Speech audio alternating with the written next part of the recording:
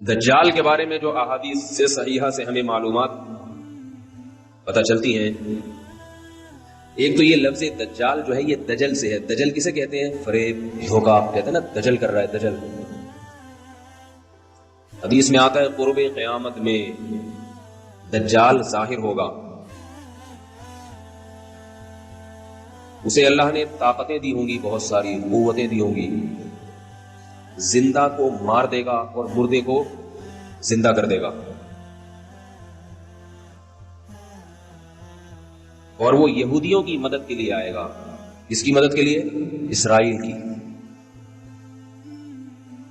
عجیب بات ہے کہ آج یہودی بھی دجال کا ہم سے زیادہ انتظار کر رہے ہیں۔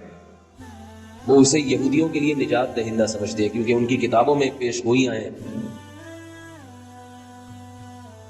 اس سے محمد صلی اللہ علیہ وسلم کی صداقت کا بھی پتہ چلتا ہے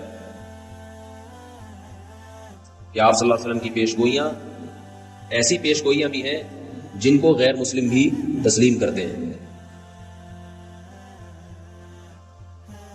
اللہ نے پیغمبروں کو، پچھلے پیغمبروں کو اس کا وقت نہیں بتایا تھا کہ وہ کب ظاہر ہوگا، اس لیے حدیث میں آتا ہر پیغمبر نے اپنی امت کو اس سے ڈرایا ہے، اس کے فتنے سے بچنے کا حکم دیا ہے۔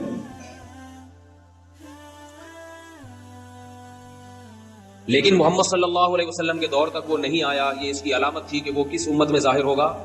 محمد صلی اللہ علیہ وسلم کی امت میں۔ اس کا فتنہ ہوگا کیا؟ وہ ایسے طاقت اور قوت کے کرشمے دکھا کر اپنے خدا ہونے کا دعویٰ کرے گا۔ سمجھ رہے بات کو کہ نہیں سمجھ رہے؟ جو ظاہر پرست لوگ ہیں، اور ہوگا کانا۔ حدیث میں آتا ہے کہ خدا کانا نہیں ہو سکتا، اللہ تو ہر عیب سے پاک ہے۔ یہ عجیب بات آپ کو بتاؤں کہ جو گمراہ لوگ ہوتے ہیں وہ کسی کی ایک صفت کو دیکھتے ہیں، اس کے ہزاروں عیوب کو نہیں دیکھتے۔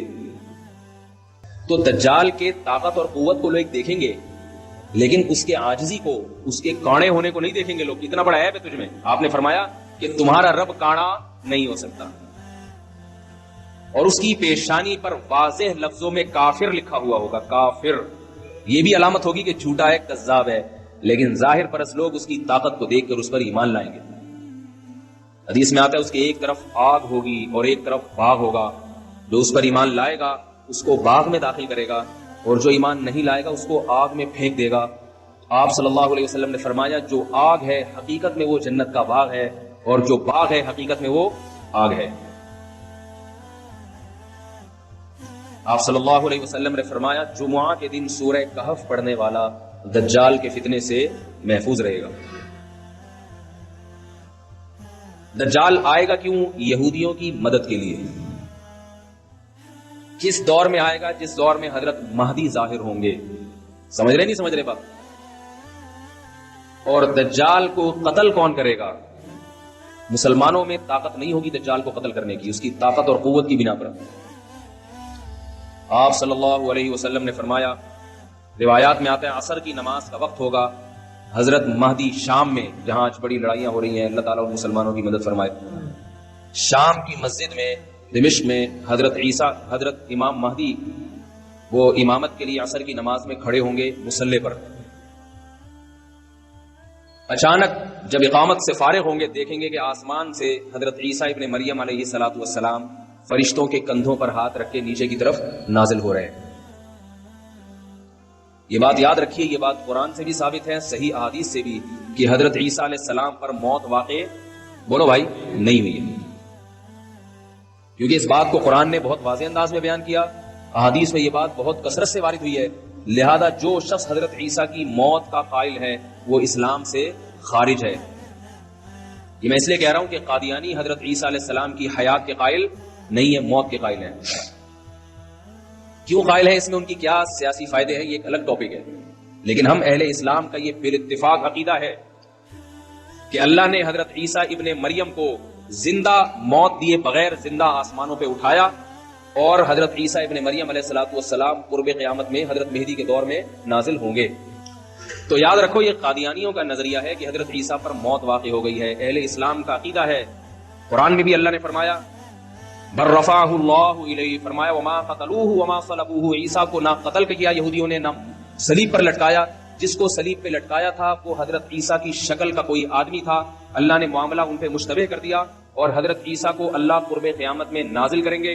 تمام اہل کتاب وَإِن مِّنْ أَهْلِ الْكِتَابِ إِلَّا لَيُؤْمِنَنَّ بِهِ قَبْلَ مَوْتِهِ، حضرت عیسیٰ کی موت سے پہلے اس وقت جتنی عیسائی ہوں گے وہ تمام کے تمام حضرت عیسیٰ کے ہاتھ پر اسلام قبول کریں گے.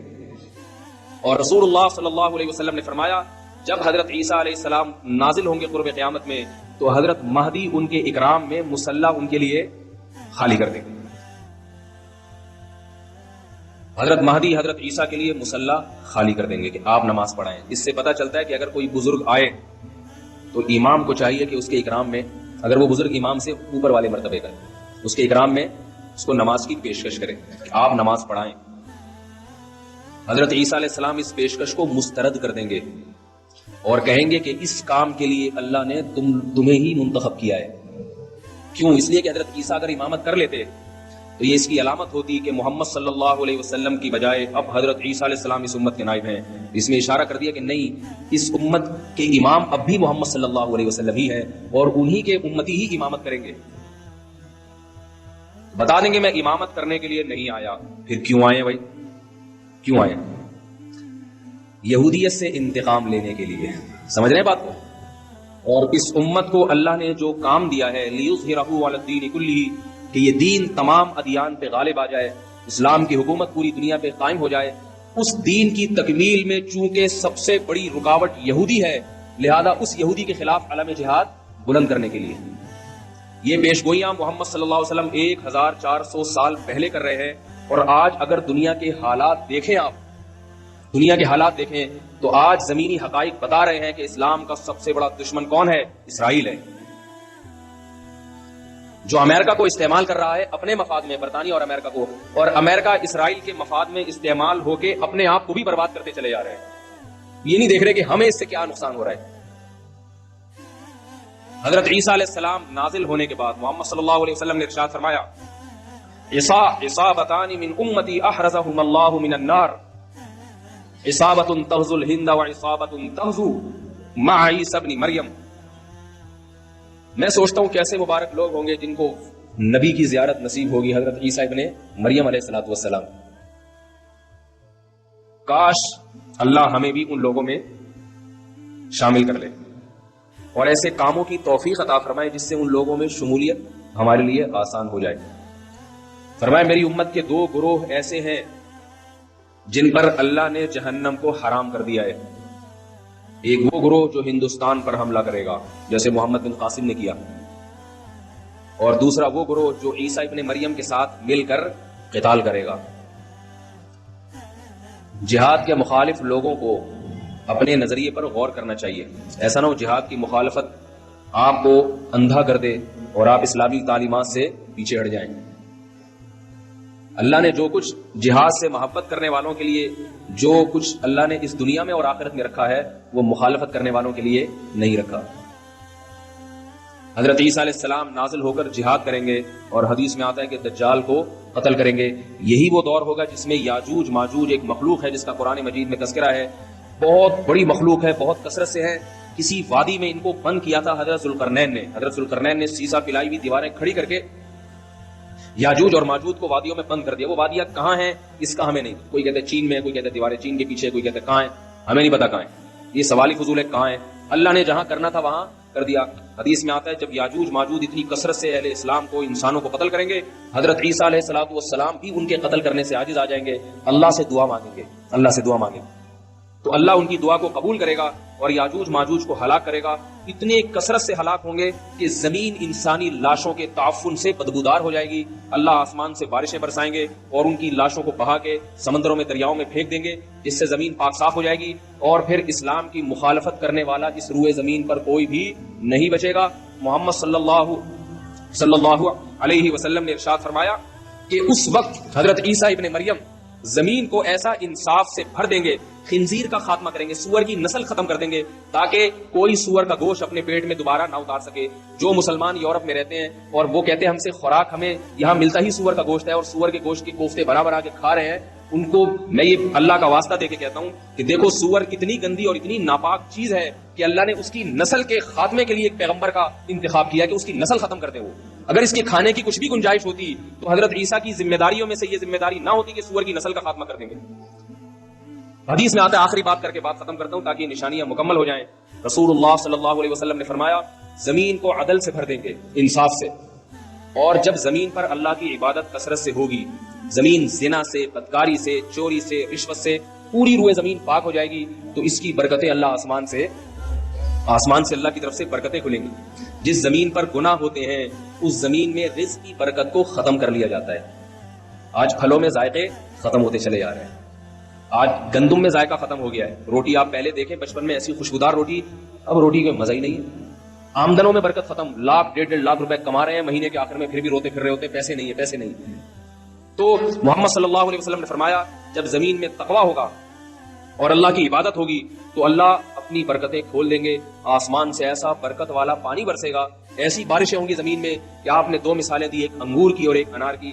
فرمایا انگور اتنے بڑے بڑے پیدا ہوں گے کہ ایک انگور کے دانے کو نچوڑ کے کئی لوگ گلاس بھر بھر کے سیراب ہو جائیں گے, اس سے اتنے بڑے بڑے انگور پیدا ہوں گے.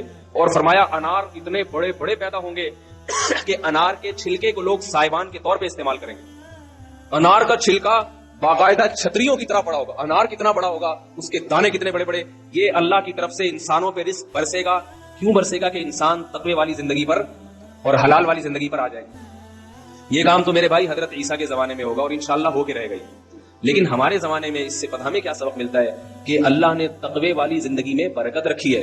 حلال تھوڑا ہو اس میں برکت زیادہ ہے, حرام زیادہ ہو اس میں برکت ختم کر دی جاتی ہے. حرام خور آدمی کروڑوں روپے کما کے بھی اس کی پیٹ بھرتا نہیں ہے.